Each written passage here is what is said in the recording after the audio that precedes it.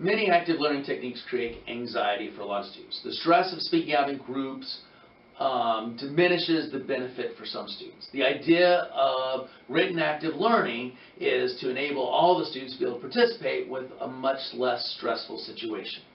The idea of active writing is to have students take out a piece of paper, they write a response to a question, or they write something regarding a statement, and usually this is done at the end of the class.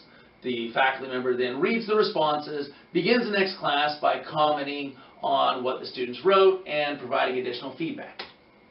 There are three very commonly used written techniques. One is muddiest point.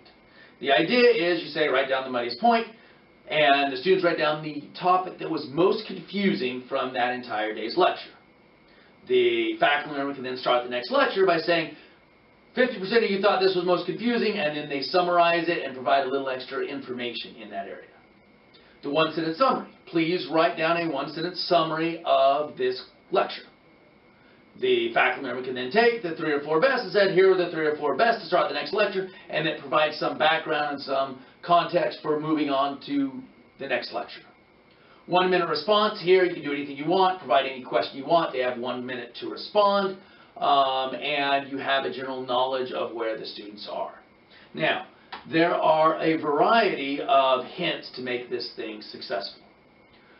The biggest hint is to do this at the end of the class. It's very easy with 2 minutes left to say, write down the muddiest point.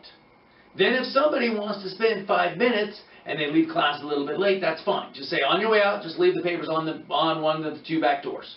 And then you go through and grab them. It gives you plenty of time to read them. If you do it in the middle of class, now when do you end?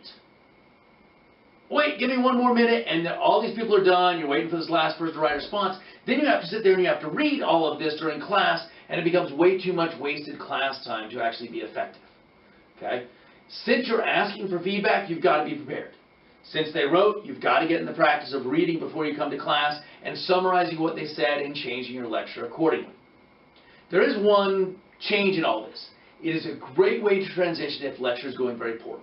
You entered into a topic, the class is getting out of control, people are getting too passionate, too upset about the discussion topic. The thing you say is, you know, there's a lot of great discussion going around, I don't think I'm hearing from everybody.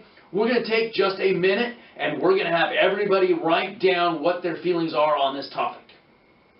Mostly this is giving you a chance to refocus the lecture with how you want. Everybody gets a chance just to calm down, write something, you get the time to sit there and read, and then you can come back in and hopefully you can recapture your lecture. So it's a great way, if the lecture is just bombing, just to try and refocus the class before you go on to the next.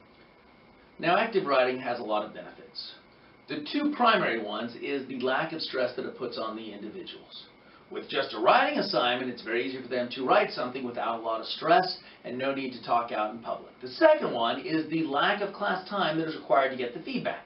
You're doing this thing with like 2 minutes left in the class, and suddenly you get all sorts of useful feedback, and you can then change your lecture the next class period without taking a ton of class time to do that. Some other benefits is the ability to take attendance, have them write their name on it. Now you don't have to spend time taking attendance. You know who's there, if they turned it in or if they didn't.